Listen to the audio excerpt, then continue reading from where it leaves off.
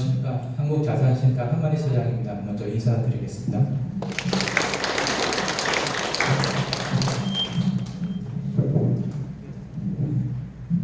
네, 오늘 날도 덥고 이런 귀한 날씨, 그러니까 더운 날씨에 이렇게 귀한 시간 내주셔서 감사드리고요.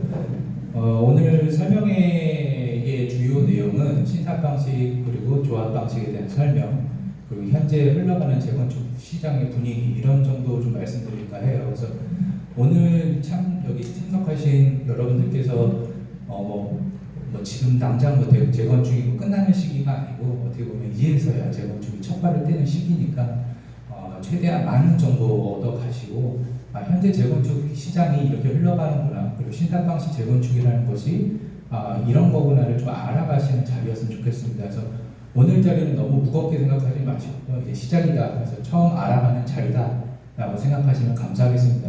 앞으로도 이런 자리 많이 마련해서 여러분들께서 재건축 하시는데 도움이 될 수 있도록 열심히 노력하도록 하겠습니다. 발표에 앞서서 간략하게 제 소개 먼저 드리면, 저는 그 삼성물산의 재건축 주택사업부로 입사를 했어요. 처음에 삼성물산 주택사업부로 입사를 해서 근 8년 가까이 일을 수행했습니다. 주로 한 것은 이제 개포지역, 그러니까 삼성물산 개포지역, 레미안 공사도 계약부터 착공, 준공 이런 업무를 봤고요. 제가 여기 한국자산신탁에 온 거는 한 5년 전, 그러니까 5년 전에 한국자산신탁에 이직을 했습니다. 그래서 한국자산신탁에 들어와서 제가 맡은 사업장은 신기루성 2차 아파트, 바로 여러분 옆에 있는 신기루성 2차 아파트, 그리고 옆에 있는 여의도 광장 아파트 등을 담당해서 관리하고 있습니다. 신규 수주 쪽으로 제가 이제 열심히 업무를 하고 있습니다. 그래서 제 간략한 소개를 말씀드린 거는 그래도 앞에 계신 제가 여러분들께 설명하는 데 있어서 잘 전문가라고 할 수 있냐라는 부분에 있어서 여러분들께서 의구심이 들 수 있잖아요. 그래서 그런 부분에 대해서 조금이나마 의혹을 해소시키고자 말씀드렸고요. 그러면 이제 설명에 이제 시작하도록 하겠습니다.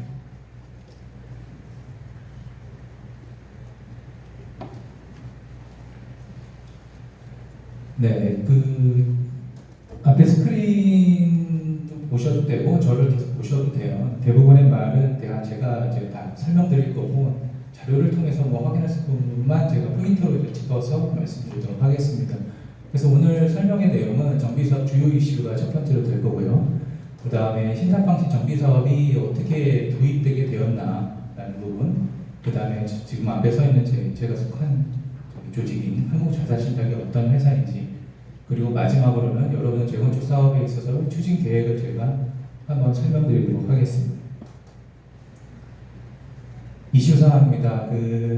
잘 안 보이실 것 같아요. 근데 작다 보니까 잘 안 보이실 수 있는데, 좌측은 건설공사비 지수고 우측은 기준금리입니다. 한마디로 건설공사비 지수가 계속해서 상승하고 있습니다. 원가 상승하고 있는 상황. 그다음 우측 보시면 기준금리. 금리가 올라간다는 얘기는 여러분들 사업하는 데 있어서 돈을 여러분들이 다 내시는 게 아니죠. 다 돈을 빌립니다.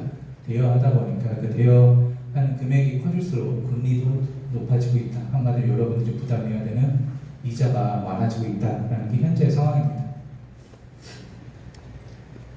급변하는 시장은 어떤 걸 말씀드리는 거냐면, 여러분들 전장에서 설명드린 거는 여러분들의 원가를 상승시키는 부분이고요.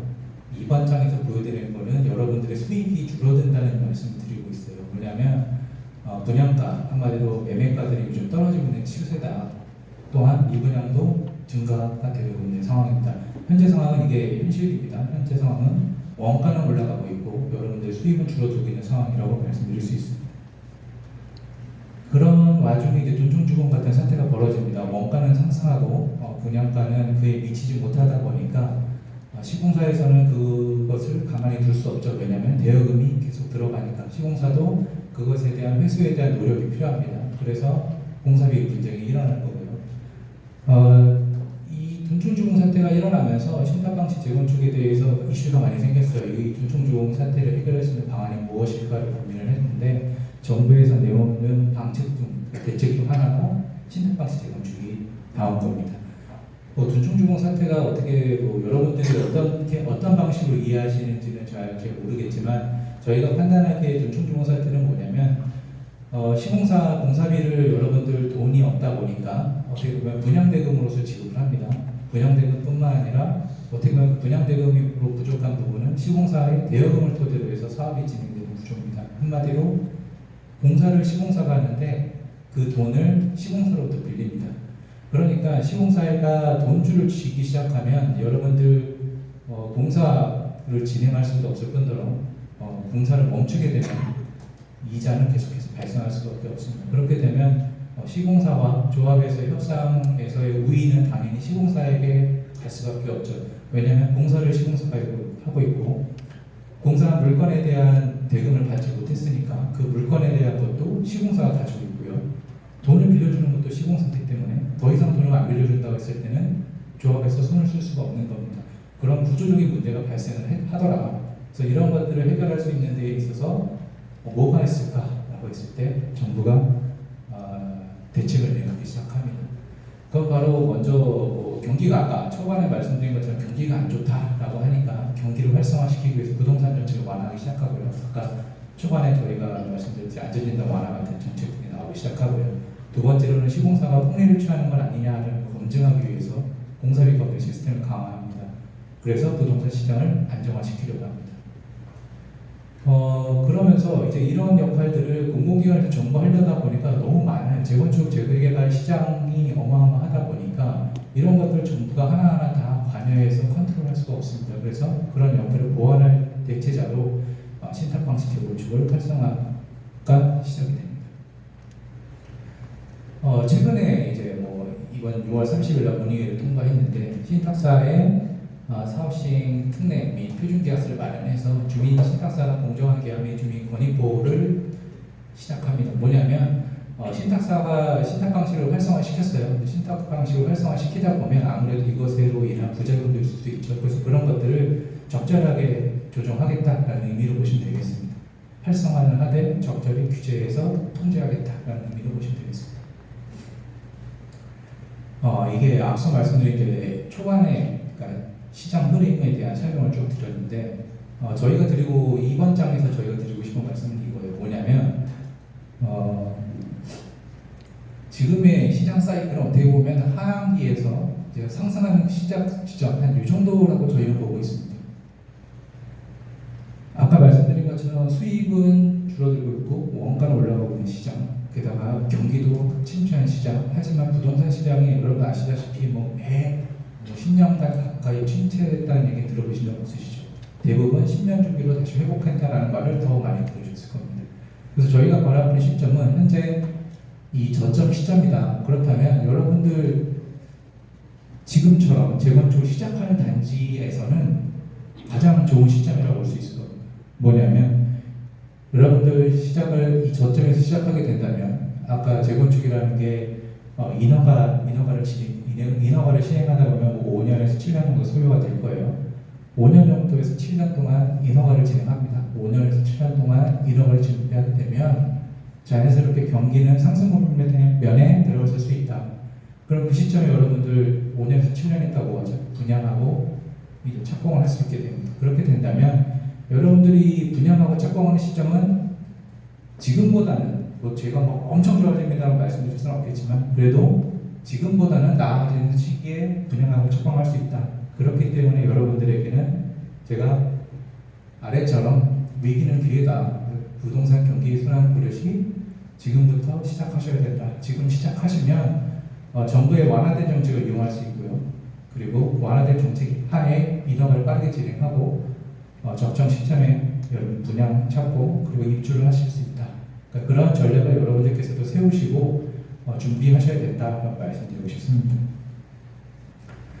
그럼 이제 두 번째로 이제 신탁 방식 정비 사업에 대해서 좀 설명을 드릴 거예요. 제가 아무래도 신탁사다 보니까 조합 방식에 대한 것도 설명드리겠지만 신탁 방식이 왜 나왔는지도 설명드릴 겁니다. 그래서 뭐냐면 조합 방식 정비 사업이 여러분들 잘 아시다시피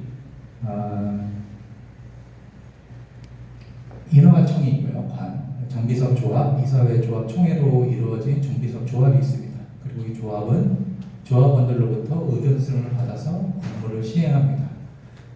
조합 방식에 있어서의 자금은 초반에 어떻게 이루어지죠? 여러분 초반에 안전진단 지금은 여러분 아시죠? 진행한 안전진단 같은 경우에는 각출을 합니다. 여러분들 소유주분들께서 각각 돈을 모금하셔서 사업을 진행합니다. 그래서 안전진단을 통해서 그러니까 여러분들이 모은 돈을 통해서 안전진단을 통과하고 나서부터는 이제 도시업체를 뽑아야 되고 설계업체를 뽑아야 되는데 그런 업체들을 뽑고 쓰려면 이제 돈이 본격적으로 필요하기 시작합니다. 그런 돈이 필요한데 지금 구조상 서울시를 통해서 융자받거나 아니면 다른 여러분들 소유주분들이 또 객출을 하거나 해야 되는데 그런 것들이 현실적으로 어렵죠. 그러다 보니까 그런 자금을 조달하는 데 있어서 약간 문제가 발생을 합니다. 근데 다만 또 그런 문제들이 초반에 발생하더라도 결국에 시공사를 뽑게 되면 여러분들의 그 사업비의 대부분은 시공사를 통해서 대여를 받게 됩니다. 그런데 아까 둔촌주공처럼 말씀드린 것처럼 둔촌주공 사태처럼 시공사가 여러분들과 등을 지게 되었을 때는 그것은 협상 주도권에서 밀릴 수 있다. 그런 요소를 작용을 하더라라는 겁니다. 그러니까 제가 말씀드린 거는 조합 방식이 나쁘다 이런 의미는 아닙니다, 여러분. 기존의 조합 방식은 그런 구조를 가지고 있습니다. 돈이라는 것들을 그러니까 여러분들이 사업을 하려면 돈을 어디선가 빌려와야 되는데 여러분들이 직접 만들 수 없으니까 돈을 빌려와야 되는데 초기에는 협력사 또는 객출 아니면 또는 서울시 하지만 나중에 본격적인 돈이 들어갈 때는 대부분은 시공사를 토대로 해서 돈을 빌릴 수밖에 없는 구조다. 아니면 분양되고 그렇게 있죠. 그렇게 진행되는 구조라는 게 있습니다. 그 다음 편에서 제가 설명드리고 싶은 거는 그러니까 이 조합 방식이 다 이렇다라는 건 아니에요. 제가 계속 말씀드리지만 조합 방식이 다 이렇게 문제가 있습니다가 아니라 아까 말씀드린 그런 문제점들이 있던 겁니다. 그러니까 구조적으로 자금력이 부족할 수밖에 없고요. 또 조합장님 및 그 대의원 분들이 아무래도 이러한 사업을 전문가적으로 하지는 않았던 분들이다 보니까 전문성이 부족할 수 있고 또한 그로 인해서 협력사 간 유착으로 인해서 투명성이 부족한 사례들이 좀 나왔던 겁니다. 그래서 그런 것들로 인해서 사업 지연이라든가 사업이 증가되는 사업장, 그 문제되는 사업장들이 간혹 나오는 겁니다.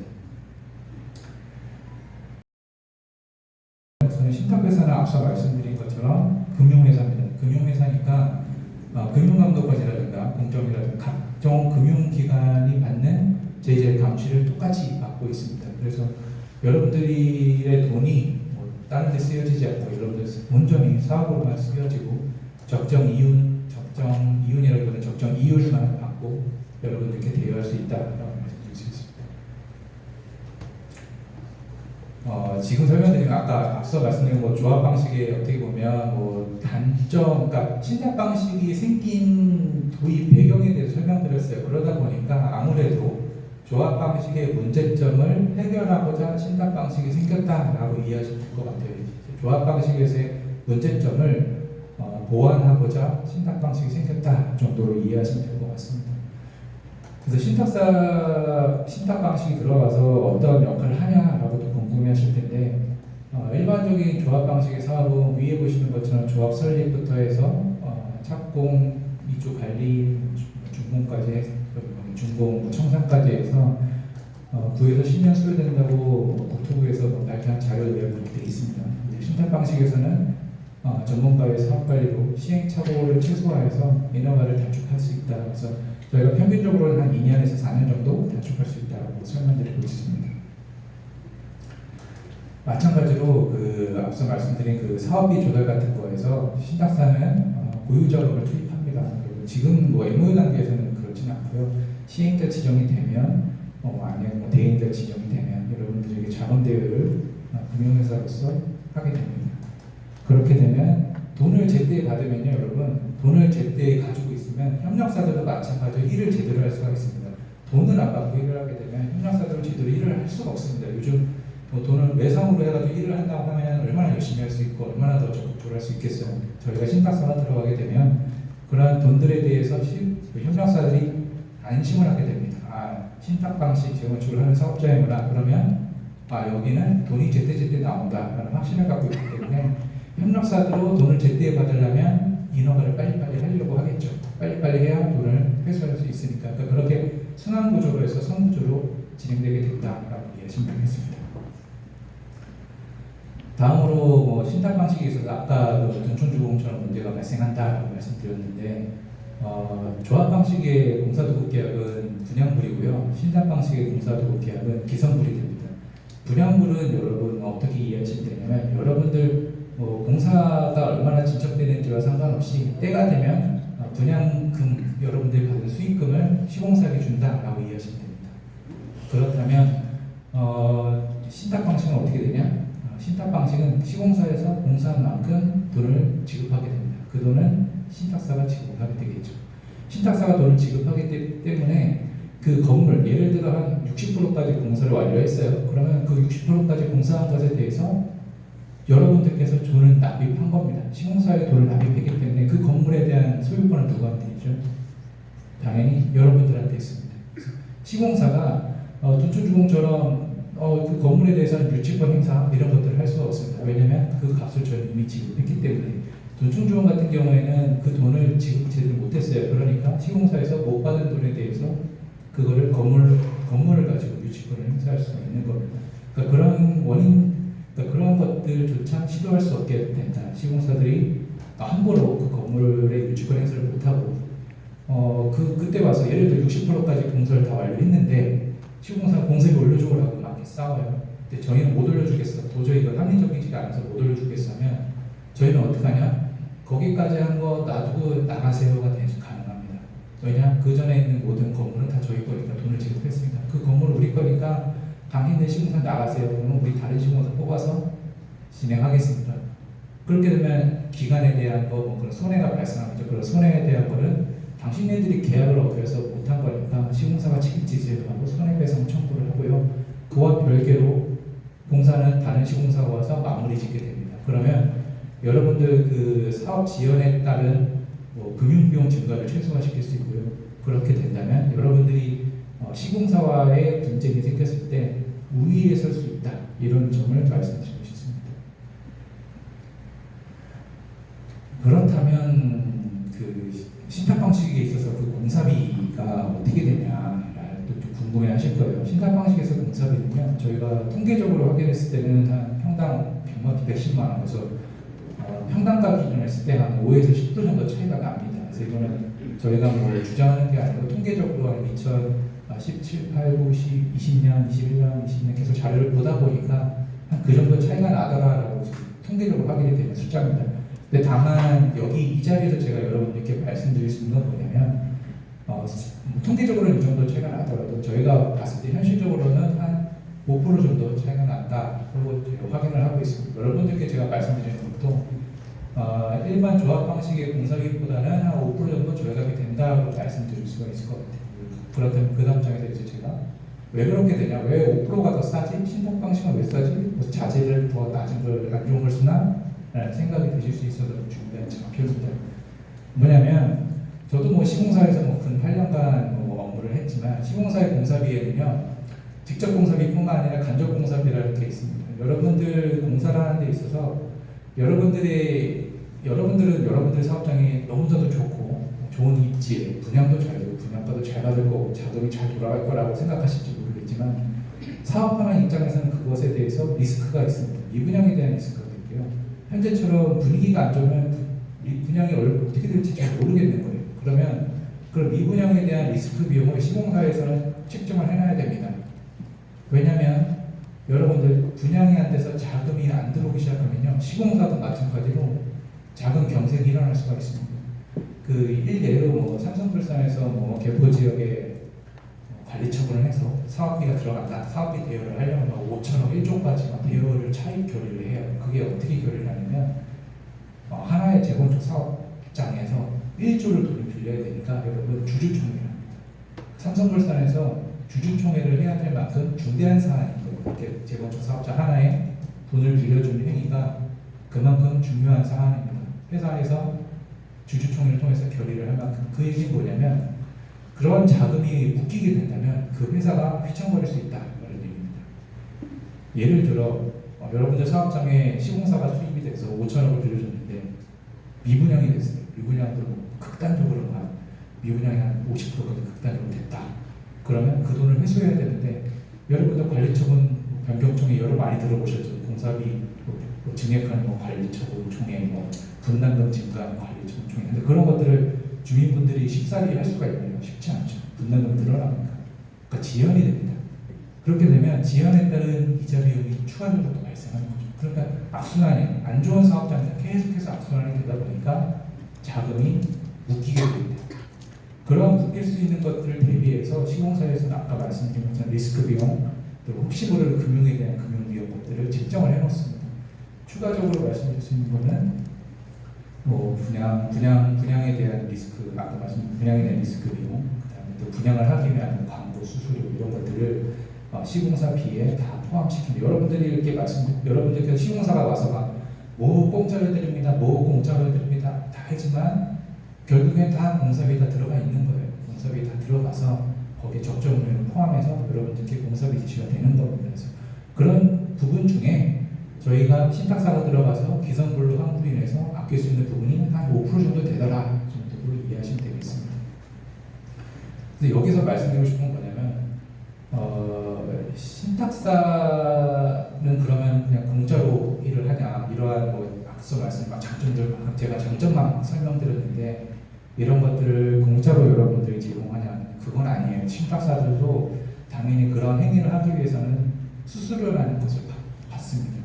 근데 제가 여기서 말씀드리고자 하는 건 뭐냐면 신탁 수수료라는 게 뭐 최근 들어서 뭐 서울 지역의 사업지는 뭐 1% 대외로 좀 다 정해지고 있는데 그런 것들이 여러분들이 그냥 생차배기로 그냥 추가적으로 원래 100억 줄 거를 110억 준다는 개념이 아니고 원래 100억 주던 거를 한 95억 정도로 감액하고 다시 거기다 수수료가 나온다. 그러니까 신탁 수수료가 온전히 신탁 수수료가 발생하는 게 아니라 아까 앞서 말씀드린 것처럼 공사비 절감을 토대로 해서 어느 정도 보존되는 부분이 있다는 정도를 이해해 주셨으면 감사하겠습니다. 또 이제 그런 얘기가 나오죠. 무분별하게 뭐 신탁 방식에 대해서 많이 이제 안 좋게 기사가 나오면 뭐라고 나오냐면 무분별한 신탁사의 수수료 문제가 많다는 얘기가 나와요. 근데 저희가 무분별하게 하냐라는 것을 이제 하나의 예를 말씀드리면 길 건너에 여의도 광장 아파트인데 매출액 2%로 계약서에 적혀 있습니다.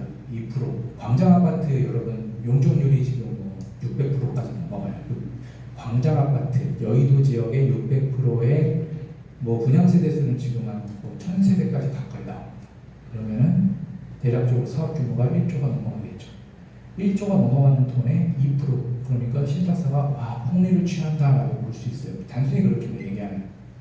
근데 여의도 주민분들이, 그러니까 여러분도 마찬가지겠죠. 주민분들께서 그렇게 신탁사한테 다 퍼줄까요? 그렇지는 않습니다. 뭐 어떻게 하냐면 우측처럼 상한을 적용했습니다. 여의도 광장하고 저희도 협의할 때 무분별하게 다 올려니까 2%는 어떻게 보면 초기 사업장들이다 보니까 저희 회사의 내부 기준이 2%였던 거고 그거를 다 받아가진 않겠다. 저희도 저렇게 상한액을 정해서 적정 이윤만 받아가겠다라고 했고요. 적정 이윤을 토대로 해서 저희가 산술적으로 몇 프로 정도 되나 하고 봤더니 매출액이 한 0.8% 정도 수준이더라라고 보시면 되겠습니다. 여러분들 매출액의 92%는 여러분들이 사업으로 쓰시고 여러분들 이윤으로 가져가시는 거고요. 그거 외에 99.2%겠죠. 99.2%가 여러분들의 분인 거고 저희는 0.8%만 저희가 수취한다. 그러니까 전체 사업비, 전체 매출액에서 차지하는 비율은 여러분들이 생각하는 것보다는 큰 숫자는 아니다 말씀드리고 싶습니다.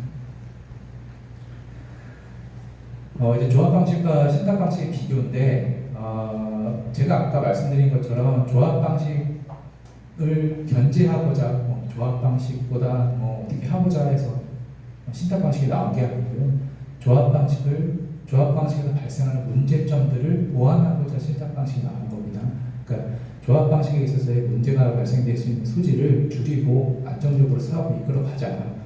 그러니까 조합 방식에서 발생하는 사업 지연이라든가 조합원님들의 발생하는 피해들을 최소화시키게 하자. 그거를 신탁사가 들어가서 하고 그것에 대해서 수수료를 토대로 받아가되 그것보다 더 큰 이상의 이득을 주민분들에게 안겨드리자라는 취지에서 신탁 방식이 나왔다라고 이해하시면 감사하겠습니다. 한국자산신탁 지금 제가 앞서 말씀드린 거는 이제 현재의 경기 흐름, 그다음 신탁 방식이 왜 도입됐는지 그리고 지금 말씀드린 건지 한국자산신탁에 대한 소개, 제가 아무래도 한국자산신탁에서 왔으니까 저희 회사를 소개할 수밖에 없는데 이 부분은 제가 좀 간략하게 좀 넘어가겠습니다. 왜냐하면 지금은 뭐 여러분들에게 한국자산신탁이 뭐 안정적인 회사다, 큰 회사다 정도의 인식만 드리면 되지, 제가 뭐 경쟁사들을 뭐 이렇게 해가지고 하는 상황은 아니기 때문에 제가 간략하게 좀 소개하고 넘어가도록 하겠습니다. 한국자산신탁은 MDM이라는 종합부동산개발그룹에서 산하의 자산신탁, 이런 한국자산신탁을 예전에는 그 공기업이었다가 이명박 정부 때 이제 민영화 사업을 해서 민영화된 사업장입니다. 저희는 뭐 저희 회사는 위에 보시는 것처럼 뭐 디벨로퍼 MDM 그룹이 있고요. 저희 한국자산신탁이 있고 안에는 또 캐피탈 그룹이 있어서 부동산 관련 개발 서비스하는 데 있어서 토탈 솔루션을 제공할 수 있는 회사입니다. 재무 건전성은 뭐 여러분들 아마 지금 받으신 책자에 다 들어가 있어요. 그래서 제가 좋은 회사다 정도만 이해하시면 될 것 같고요. 그렇다면 이 한국자산신탁이 신탁 방식 제공 쪽에 있어서 얼마나 많이 하냐라는 것도 궁금하시잖아요. 그래서 그 페이지인데 저희는 12개 사업체에 13,000여 세대를 하고 있습니다. 그래서 이게 뭐 많이 하고 있냐 적게 하고 있냐를 또 잘 모르실 것 같아서 저희가 표로 나왔어요. 뭐냐면 신탁 시행 방식에 있어서 정비 사업에 대해서 저희 한국자산신탁이 타 신탁 사업에 비해서 가장 많은 세대, 가장 많은 건을 수행하고 있습니다. 마찬가지로 이거를 수도권으로도 확대해 보더라도 제가 수도권에서도 가장 많은 사업장과 가장 많은 세대수를 시행하고 있습니다. 그러니까 요 표에서 제가 말씀드리고 싶은 건 뭐냐면 저희 회사가 그 신탁 방식에 있어서 시행자 정비 사업은 가장 많이 하고 있다 정도로 이해해 주시면 되겠습니다.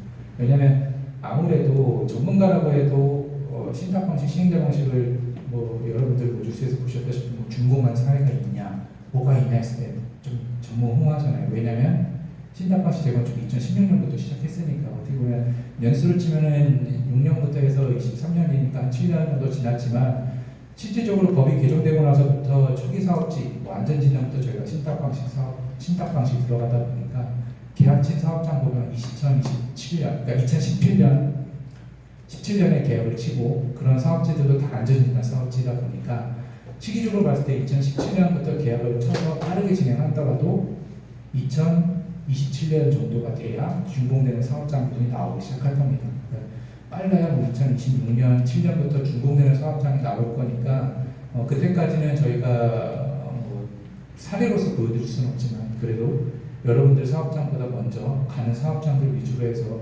많은 경험을 쌓고 있고 노하우를 쌓고 있다 이렇게 말씀드리고 싶습니다. 저희가 하고 있는 대표적인 사업지 몇 가지만 간략하게 찍어드리면 여의도 시범아파트, 길 건너에 있는 여의도 시범아파트 신탁방식 사업장 중 1호로서 지금 신혼계획 진행 중이고요. 여러분들 바로 옆 단지죠. 신조선 2차, 5층 아파트를 저희가 하고 있습니다. 여기는 여러분들 관심이 많으실 수도 있는 통합 재건축이에요. 저희가 우선 2차 아파트, 5층 아파트를 통합을 해서 시민대 지정을 받고 사업을 운영하고 있는데 이 통합단지에 대한 노하우도 있지만 이 단지에 대해서 조금 설명드리면 뭐냐면 신규 구성 2차, 5층 아파트도 초반에 각자 사업을 하고 있었어요. 우성 아파트가 훨씬 크고요. 5층 아파트는 2동, 그러니까 우성 아파트가 9개 동이라면 5층 아파트 2동입니다. 단지 규모가 확연히 차이가 나요. 그렇다면 이런 두 단지들이 통합 재건축을 할 때 가장 큰 이슈가 뭐냐면 큰 단지가 작은 단지한테 일종의 횡포를 부립니다. 뭐냐면 큰 단지가 우리는 우리만 해도 돼 라고 억지로 부리죠. 그럼 작은 단지 같이 하면 좋은데 자기만 하기엔 너무 부족해요. 같이 하면 너무 좋을 것 같은데 큰 단지에서 그걸 쉽사리 받아주지 않죠. 그래서 대부분의 이런 통합단지에서 어떤 게 발생하냐면 큰 단지에서 작은 단지한테 뭘 요구합니다. 너네들이 뭐 해줄 수 있는 게 뭐야? 우리가 통합해 줄 테니까 그 이득분에 대한 거를 너네가 다 가져가지 말고 그 이득분에 대해서 우리한테 나눠줘. 왜냐면 너네는 단독으로 했으면 이거 예를 들어 100원밖에 못 벌 거를 통합해서 120원 벌었으니까 추가로 생긴 이득에 대한 거를 우리한테 돌려줘. 아니면 뭐 반이라도 줘라고 하면서 갈등이 생기는 겁니다. 근데 여기 우성 2차, 5층 아파트는요. 저도 뭐 한 15년 가까이 업무를 하면서 본 거의 유일한 통합단지입니다. 뭐냐면 서로가 그냥 좋습니다. 다 좋습니다. 우리 깨끗하게 갑시다. 우리 깨끗하게 통합합시다. 서로 아무것도 바라지도 않고요. 서로 사업 잘해봅시다. 우리 같은 주민들끼리 잘해봅시다 하고 의기투합해서 진행한 단지입니다. 제가 15년간 여러 통합단지를 봤지만 이렇게 어떻게 보면 젠틀하게 통합된 단지 처음인 것 같아요. 젠틀하게 통합을 됐고 단지 간에 잡음도 없이 지금까지도 단지 간의 잡음 없이 잘 이루어지고 있습니다. 네. 상기중 5단지도 신통 방식으로서 저희가 여기는 시범사업장입니다. 그 시범사업, 신통 방식 서울시의 시범사업지로서 저희가 운영을 하고 있고요. 여기도 광장아파트, 여기는 또 다르죠. 뭐냐면 여기는요 1동에서 2동이 길 건너에 있고요 3동에서 11동이 길 반대편에 있습니다. 큰 길가에 따라서 1, 2동과 뒷동이 나눠져 있는 형상입니다. 누가 보더라도 남들이 봤을 때는 그냥 하나의 아파트예요. 1동, 2동, 3동부터 11동까지 있으니까 당연히 하나의 아파트로 볼 수 있는데 여기는 어떻게 됐냐면요 1동에서 2동 같은 단지임에도 불구하고 1동에서 2동들이 위치가 좋아요. 대로변을 기구해서 전망도 트여져 있고 여하고도 가깝습니다. 그리고 아파트 가격도 1, 2동이 높았어요. 매매가도. 왜냐? 전망이 좋으니까. 근데 이제 재건축을 막상 하려다 보니까 어떻게 되죠? 재건축할 때는 전망 이런 거를 잘 고려가 되지 않아요. 그러다 보니까 사람들이 매매가가 바뀌기 시작합니다. 1, 2동이 2, 3억 높았는데 재건축을 시작함과 동시에 그 격차가 감소합니다. 뒷동 사람들이 당연히 3에서 1동 사람들이 그걸 당연히 알고 있죠. 아, 격차가 달라지는구나. 아, 재건축은 어차피 다 부시고 다시 짓고 입주권 추천을 받아서 들어가는데 지금의 입지가 뭐가 중요해? 라는 인식을 하게 됩니다. 그런데 앞동, 1, 2동 사람들은 어떻게 되죠? 나 이 아파트 당신네들보다 3, 4억 더 주고 샀어. 라는 게 해소가 안 되는 거예요. 아무리 현재 아파트 가격이 비슷하게 되더라도 내가 과거에 비싸게 샀는데 그거에 대해서 인정을 해줘가 되는 겁니다. 그래서 1, 2동 사람들이 그 부분에 대해서 인정을 해달라고 했어요. 나의 이러한 권리가 높은 것을 인정을 해줘. 너네들이 보상을 해줘가 됩니다. 그러면 3에서 11동 사람들은 그게 무슨 말이야? 재건축하면 다 똑같아지는데 지금 매매 가격도 비슷해지고 있는데 그걸 왜 해줘야 되지? 하고 갈등이 생긴 겁니다. 그래서 싸우다가 결국엔 3에서 11동 뒷동만 저희 한국자사진탁에게 사업 시행자가 신탁 방식 가겠다라는 연락이 와서 저희가 참여를 해서 그 뒷동만 사업 시행자로 해서 진행을 하고 있습니다. 그런데 1, 2동 사람들 보기에는 이거 갑자기 이상하게 된 거죠. 조금 나 좀 더 챙겨줘, 나 좀 이해해줘라고 했었는데 뒷동 사람들이 무슨 소리하고 따로 가버리니까 어떻게 보면 낙동강 오리알처럼 되어버린 거예요. 그래서 소송을 겁니다. 너네 따로 못 가. 우리 같은 아파트인데 어떻게 따로 갈 수가 있어? 따로 못 가. 라는 소송을 걸었고요. 그게 작년에 최종 대법원 판례가 나서 따로 가도 된다로 판례가 났습니다. 큰 길가로 나눠져 있기 때문에 그것의 재건축은 선택에 따라서 갈 수 있다 라고 해서 따로 가고 있습니다. 현재까지도 1, 2동은 별도의 조합을 설립해서 사업을 추진하고 있고요. 저희 3에서 11동은 저희 한국자산신탁이 시행자로서 신통기획으로 사업을 진행하고 있습니다. 그러니까 이 앞에 제 두 가지 딱사를 설명드렸는데 하나는 두 개의 단지가 평화롭게 통합해서 가는 단지, 그리고 이번 단지는 하나의 단지가 주민 간의 동별 갈등으로 인해서 분리된 사례라고 말씀드릴 수 있겠습니다. 그래서 여러분들 뒷단에서 제가 한 번 더 설명드리겠지만 통합에 대한 이슈는 여러분들께서 좀 더 깊게 고민을 많이 해보셔야 되는 사항이다. 섣부르게 진행하시면 나중에 큰 사업 지연이라든가 리스크들이 또 안고하게 되시니까 그런 것들을 충분히 집행부와 같이 고민하셔서 결정을 하셔야 된다는 것도 말씀드리고 싶습니다. 저희가 추가적으로 경기도 지역에 3동 1동 1지구 시행자 방식을 하고 있고요. 여기는 거기에 시공사를 선정할 예정입니다. 이 뒷단에 대한 거는 이제 저희가 앞에서 말씀드린 것처럼 통합 방식도 해봤고, 분리하는 것도 저희가 해봤고, 여러 가지 여의도 지역에서 해봤는데, 저희가 주로 신통 방식을 좀 많이 하고 있어요. 그래서 여러분들께서 사업을 진행함에 있어서 신통 방식을 고민해 보신다면, 또 저희가 또 적극적으로 또 영등포구하고 서울시하고 저희가 원활하게 협의하고 있기 때문에 그런 부분에 대한 장점을 여러분들이 누릴 수 있다 정도만 실적으로 해서 저희가 신선 방식으로 추진하는 신탁 방식 재건축 정비 사업의 5건 중 저희 한국자산시대로 3건 수행하고 있습니다. 그러니까 아무래도 안 해본 데보다는 훨씬 더 잘한다. 그리고 아무래도 인허가는 여러분들 네트워크예요. 네트워크이기 때문에 그런 네트워크가 잘 갖춰져 있다라고 설명드리고 싶습니다. 그럼 이제 저희가 신탁 방식에 와서 뭐 전문가가 뭐 한다 해가지고 전문가가 하니까 뭐 시행착오가 없을 거다라고 많게 했는데 그럼 과연 그 전문가가 맞냐라고 했을 때 저희가 저희 한국 자사신탁의 장점으로 말씀드리고 싶은 거는 뭐냐면 그 전문성이에요. 그래서 앞서서 여러 도표를 통해서 설명드렸듯이 최대 사업장, 최대 많은 사업 세대 수를 관리를 하고 있다. 그리고 옆에 보시는 것은 신규구성 아파트도 건축 심의가 끝났고요.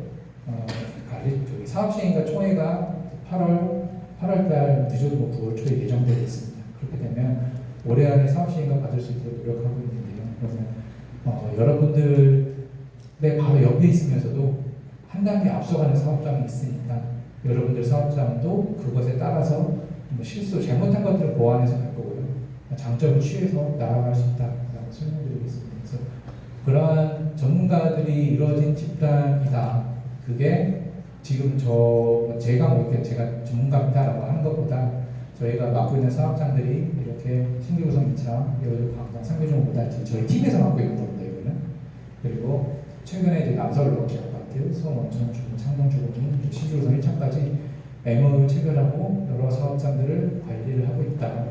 그리고 뭐 이거는 뭐 추가로 말씀드리면 아까 제가 어디 삼성물산에서 와서 이렇게 호주에서 하시는 타기 와서 하고 있다 했지만 저희 팀장님도 저하고 같이 삼성물산에서 같이 일하시던 분이 와 계시고요. 저희 본부장님도 삼성물산에서 같이 보시던 분이 와 있어요. 그래서 이게 뭐 삼성물산이 뭐 되게 좋다 뭐 이런 얘기보다는 제가 삼성물산에서 근 거의 8년간 모시던 분들이 같이 일하고 있다. 그렇다면 저 팀원, 팀장, 본부장 이런 라인이 네트워크가 어쨌든 팀워크라는 게 또 중요하잖아요. 여러분들 사업을 이끌어가는 데 있어서 그런 팀워크가 여러분들에게 많은 도움이 될 수 있다라고 좀 설명드리고 싶었습니다.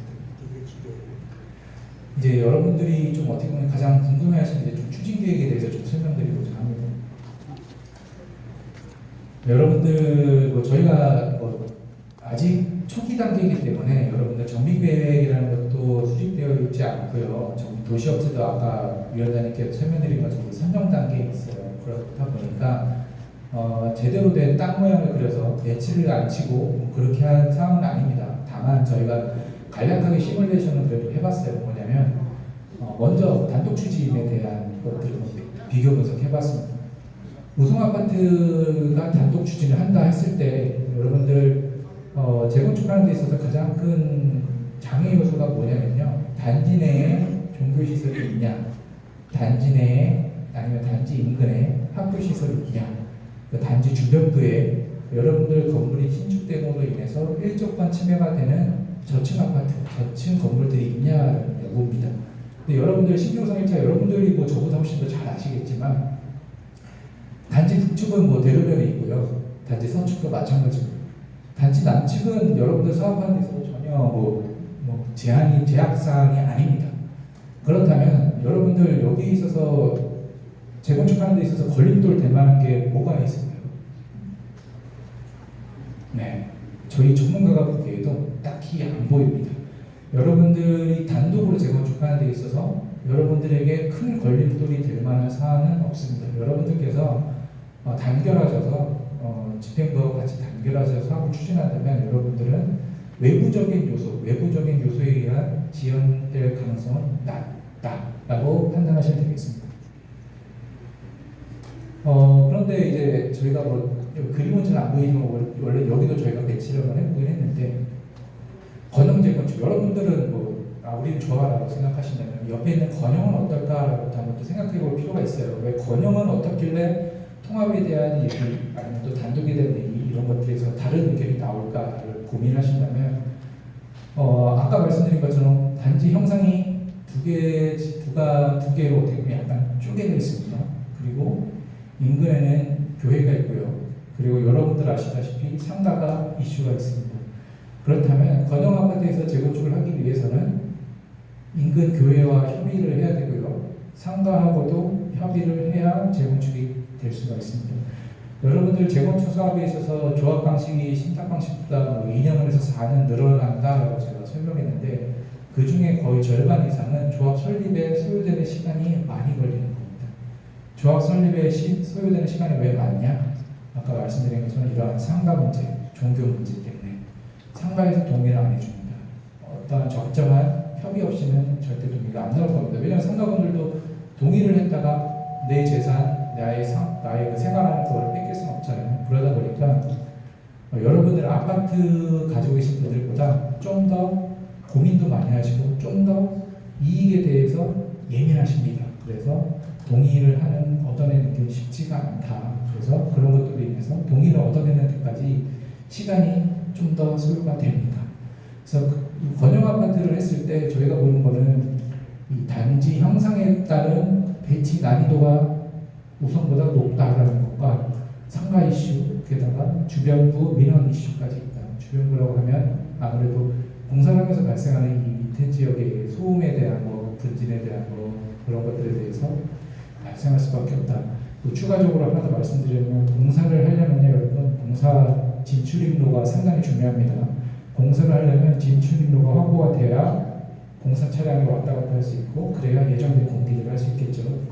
진출입로가 확보가 안 되면 공사 난이도가 올라가고 시공비는 당연히 올라가겠죠. 그래서 여러분들 권역 아파트 예를 들어 여기는 그나마 나올 수 있는데 이쪽 지역을 공사하려면 공사 진출입로 확보하는 것에 있어서도 문제가 많을 수 있다. 그렇게 된다면 정말 최악의 경우에는 이쪽 공사를 하기 위해서 이쪽 통로를 이용해야 되는 상황도 발생할 수밖에 없다. 그렇게 되면 공사하는 데 있어서도 난이도가 올라갈 것이고 공사비도 올라갈 수 있는 여건에 있다 정도를 여러분들께 설명드리고 싶습니다.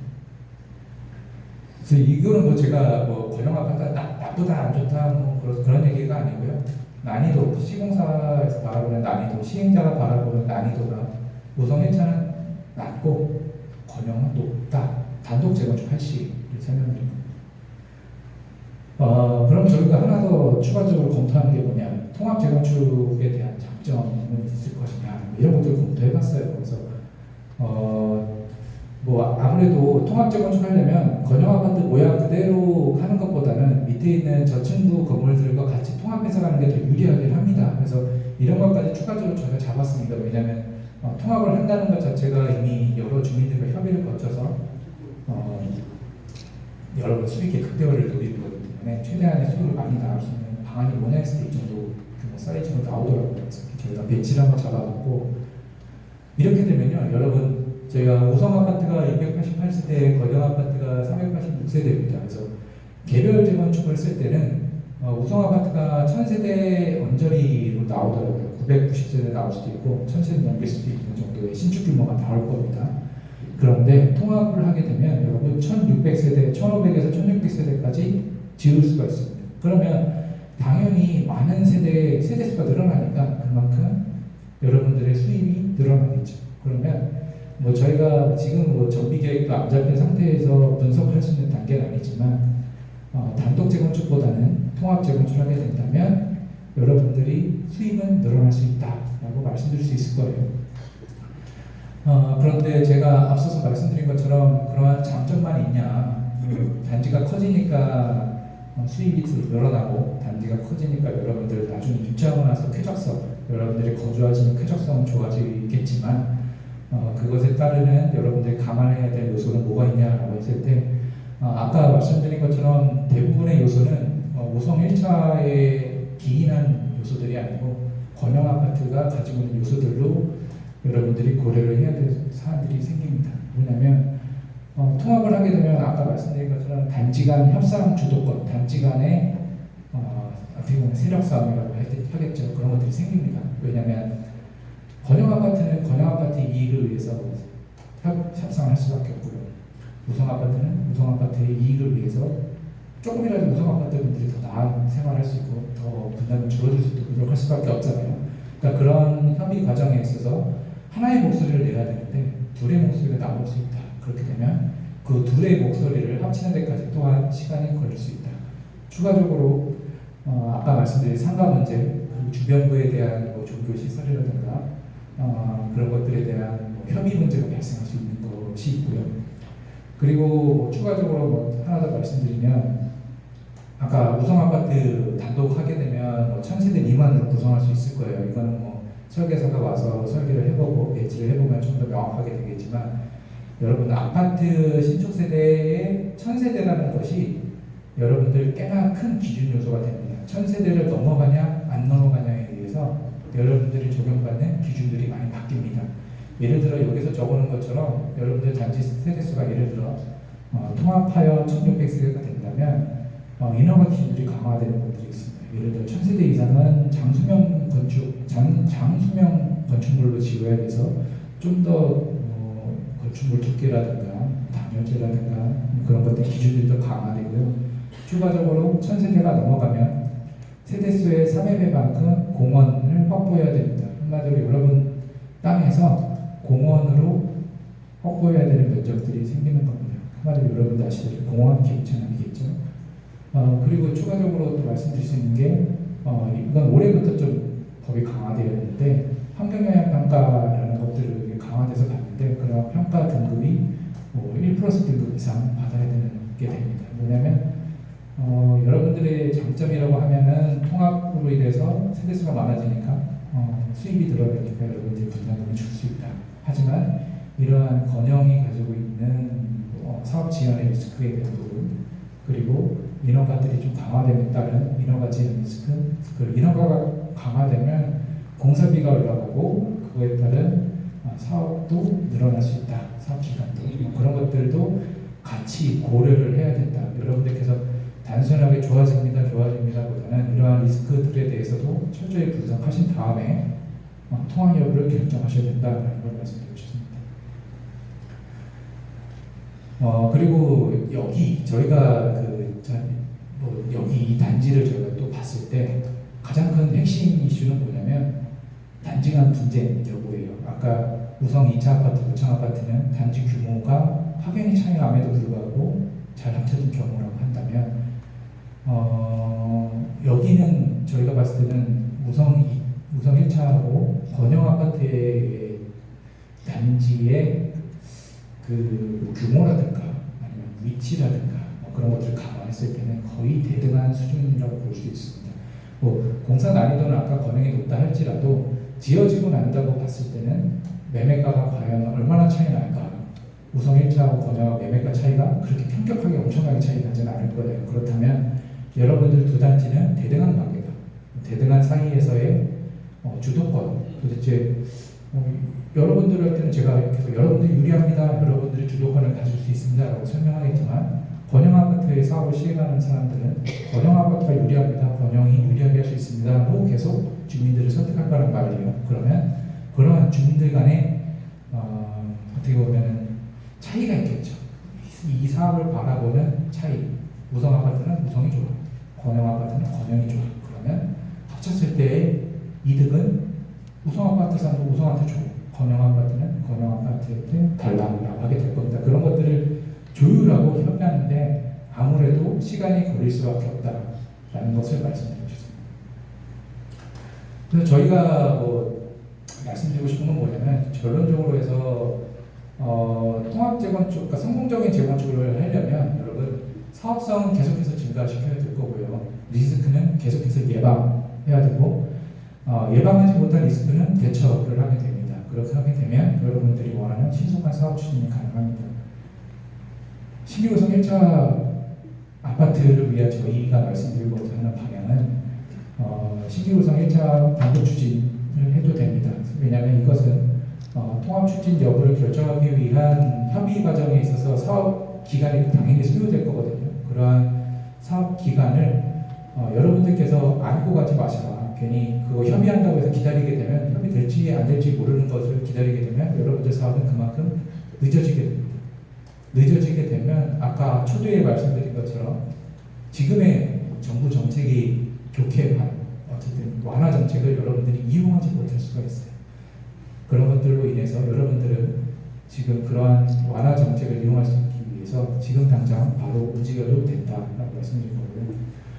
일단 단독 추진하고 아까 말씀드린 그 통합 여부에 대한 협의는 계속 하겠죠.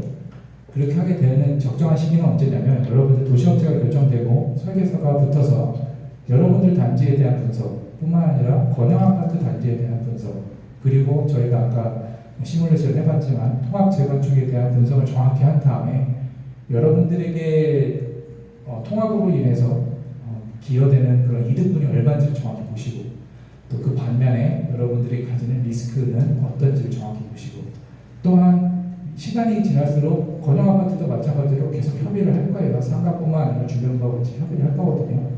그러한 협의 과정을 진척을 한번 보는 것도 여러분들에게 필요하다. 그래서 여러분들에게 있어서 통합 여부를 결정하는 시기는 이런 것들에 대한 자료를 다 분석하고 검토해서 한 이후에 그런 것들을 보시고 결정해도 늦지 않다. 왜냐하면 저희는 앞서 말씀드린 것처럼 단독 추진을 이미 하고 있기 때문에 권역하고 통합을 못하더라도 여러분들은 그러면 통합이 어렵네, 이렇게 통합을 하다 시간 많이 지연되겠네 라는 판단이 서시면 계속해서 단독으로 추진해서 나가시면 됩니다.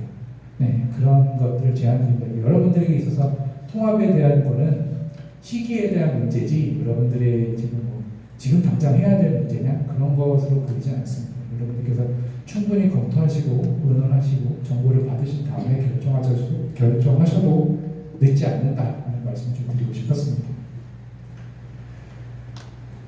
이게 좀 잘 안 보이실 텐데 저희가 이제 신탁 방식으로 여러분들께서 만약에 결정을 하시고 신탁 방식, 시행자 방식을 진행하시게 된다면 대략적으로 얼마의 기간이 소요되고 절차별로 어느 때쯤 됐느냐라는 것들을 설명드릴 거예요. 그래서 정비구역 지정을 위한 업체 선정을 지금 7월에 진행하고 있는데 통상적으로 정비구역 지정을 이제 업체 선정하고 나서 한 1년 정도 소요가 됩니다. 많으면 1년에서 1년 6개월 정도 소요가 되는데 그렇게 정비구역 지정을 하게 되면 신탁 방식, 시행자 방식은 그때 정비구역 지정 후에 시행자로 지정받을 수 있습니다. 저희가 앞서서 여의도 광장이나 여기 신기호성 2차나 상계주공 5단지는요, 저희가 정비구역 지정곳이 나오기 전에 이미 다 준비를 해놓고 있다가 정비구역 지정이 뜨는 순간 동의서 진구를 바로 오픈합니다. 사무실을 오픈해서 동의서 진구를 하고요. 그래서 동의서 진구 기간이 두 단지는 다 3주 정도 소요가 됐어요. 3주 소요가 됐고 3주 소요하고 1주 저희가 서류 정리해서 영등포구청에 제출하고 한 달 있다가 고시가 나왔습니다. 그래서 저희가 정비구역 지정 고시 나고 나서 시행자 지정 받을 때까지는 두 달에 다 완료가 됐습니다. 저희가 앞서서 한 단지들은 다 그렇게 됐습니다. 근데 그거는 뭐냐면요, 저희가 막 잘했다라기보다는 주민 여러분들께서 단합해서 하나의 목소리를 내셨다라고 보시면 되겠습니다. 여러분들 마찬가지로 그때 정비구역 지정 전에 이런 것들이 다 결론이 나야 되는데 그렇지 않으면 예를 들어 60%는 신탁 방식, 40%는 조합 방식 이렇게 되면 여러분들도 마찬가지로 사업이 지연될 수밖에 없습니다. 그래서 정비구역 지정고시 나기 전에 여러분들께서 그런 것들에 대해서 충분히 검토하셔서 어느 것들이 장점이 있고, 그러니까 방식을 결정하는 데 있어서는 장점 위주로 좀 고민하세요. 어떤 게 더 장점이 좋냐, 어떤 것들이 우리 아파트에게 맞냐, 우리 아파트를 위해서 어떤 방식을 했을 때 더 우리 소유주들에게 큰 이득을 가져다 줄 수 있냐라는 것들을 검토하셔서 결정하셨으면 좋겠습니다. 그래서 이거는 이제 마지막 페이지인데 저희가 이제 설명하면서 마지막으로 드리고 싶은 말씀은 뭐냐면 그러니까 현재의 흐름이라는 게 있죠. 재건축 시장에서의 흐름이라는 게 있습니다. 여러분 아시다시피 옆에 목동 아파트도 신탁 방식에 대해서 적극적으로 다들 검토를 하고 있고, 길 건너 여의도 아파트는 진작부터 다들 신탁 방식을 하고 있고요.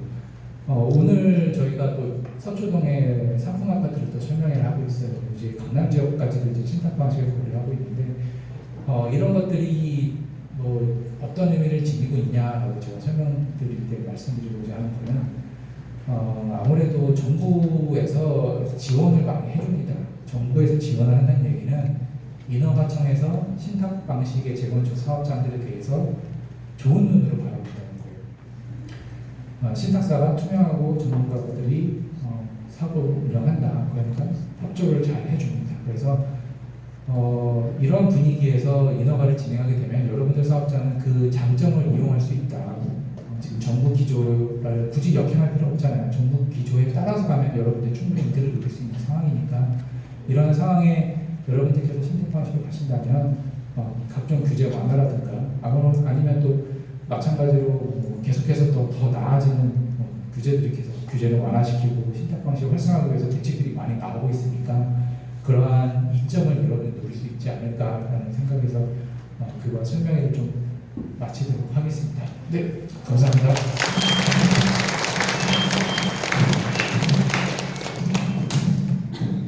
네, 그러면 Q&A로 간략하게 지금 시간이 생각보다 좀 많이 소요가 됐어요. 근데 Q&A는 여러분들 너무 어렵게 생각하지 마시고 평소 재건축에 대해서 몰랐던 부분, 궁금하셨던 부분에 대해서 질문하셔도 되고요. 편하게 그냥 개인적인 것도 질문하셔도 됩니다. 다만 아무래도 많은 분들이 계시다 보니까 질문은 한 사람당 딱 하나씩만 좀 할 수 있도록 양해 부탁드리도록 하겠습니다.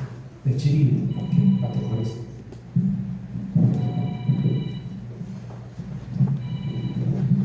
네, 발표하실 때는 몇 동 몇 호 소유주인지 말씀해 주시면 감사하겠습니다. 106동 101호입니다. 신탁사는 신탁사 자금으로 대여를 하시나요?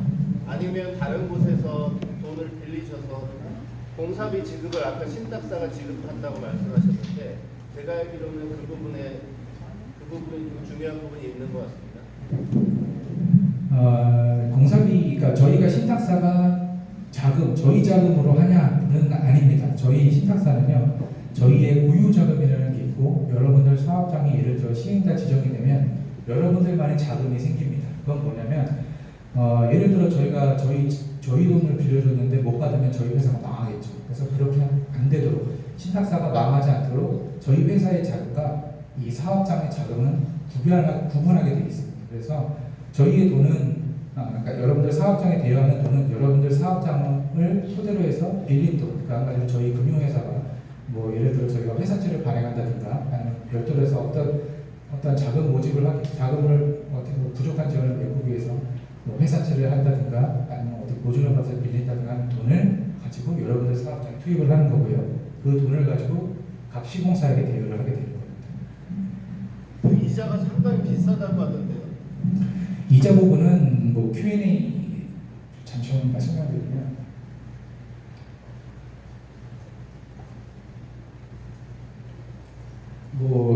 이자는 어떻게 저희가 어떻게 구성되어 있냐면 최근 들어서 여의도 지역 길 건너에 있는 여의도 지역은 어떻게 되어 있냐면 저희가 빌려오는 돈 예를 들어 저희 회사채 무보증 B 플러스 무보증 3년물을 해서 저희가 빌려오는 돈이 있으면 거기에 들어가는 재관 수수료라든가 리스크 비용을 더해서 플러스 2%로 해서 받습니다. 그래서 저희가 신탁 방식에 대해서 가장 큰 오해였던 부분이 이자가 조합 방식에 비해서 터무니없이 높다라고 하는데 그런 것들은 아까 말씀드린 저희가 조달하는 금리 수준으로 해서 여러분들께 대여를 할 수 있다는 것이고요. 마찬가지로 시공사도 마찬가지고 신탁사도 마찬가지고 허그 보증이라는 걸 받습니다. 뭐냐면 여러분들의 물건을 가지고 저희가 보증을 써서 허그 보증을 받아 금융기관으로부터 대출을 받습니다. 이 구조는 시공사를 토대로 하나 저희 신탁사가 하나 똑같은 구조입니다. 그렇기 때문에 그것에 의한 금리 차이는 나지 않는다. 다만 허그 보증 이전, 허그 보증을 받으려면 여러분 관리처분 때까지 가야 되거든요. 근데 그 관리처분 이전에 발생하는 비용들에 대해서는 저희가 돈을 받는 그 대여 금리 수준으로 여러분께 대여를 해드린다라고 이해하시면 될 것 같습니다. 그래서 이자율이 2배 된다 이런 것들은 사실 무근이다라고 말씀드릴 수 있겠습니다.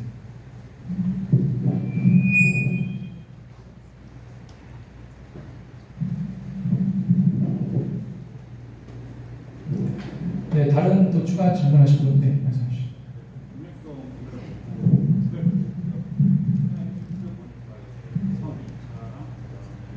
죄송한데 마스크 때문에 소리가 안 들려요. 수석 2차랑 그다음에 2차 기사를 제가 나오니까 이제 신탁사 사업 진행 과정에서 서밋 브랜드 취소가 되고 그다음에 어떤 준비 사업 연장 회의만도 지금 등 이제 신탁 사업을 하다 보면 좀 소유주의 좀 이익이 충분히 반영되지 않는 이런 구조다라는 의혹을 좀 보고 그거에 대한 설명.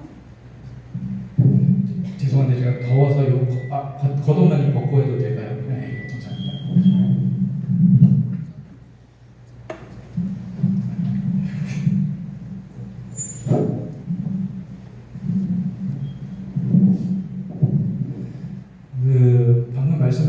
신규호성 2차 우창 아파트를 뭐 옆에 단지고 다른 단지니까 제가 뭐그 속사정까지 여러분들께 말씀드린 건 조금 이제 좀 부담이 되긴 합니다만 지난주에 총회가 있었어요. 그 위원장님 해임 총회가 있었고 다행이라고 표현할 수는 모르겠습니다. 어쨌든 총회 자체는 무산이 돼서 기존 체제 그대로에서 유지는 하게 되어 있습니다. 그래서 아까 사업인가 총회를 저희가 준비하고 있고 그렇게 사업인가 이후에 그 다음에 시공사 아까 말씀하신 시공사 협의는 진행될 예정입니다. 그래서 신규호성 2차 우창 아파트는 이슈가 됐던 게 뭐냐면 시공자 선정부터 이슈가 생겼어요. 그전에는 이슈 하나 없이 조용하게 갔던 단지가 시공사 선정 때 거기는 GS건설하고 대우건설이 경쟁 구도로 붙었습니다. 그러다 보니까 아무래도 GS건설을 선호하시는 분들도 생기고 대우건설을 선호하시는 분들이 생겼습니다. 그 세력이 거의 뭐 반반이 육박할 정도로 이제 생겼는데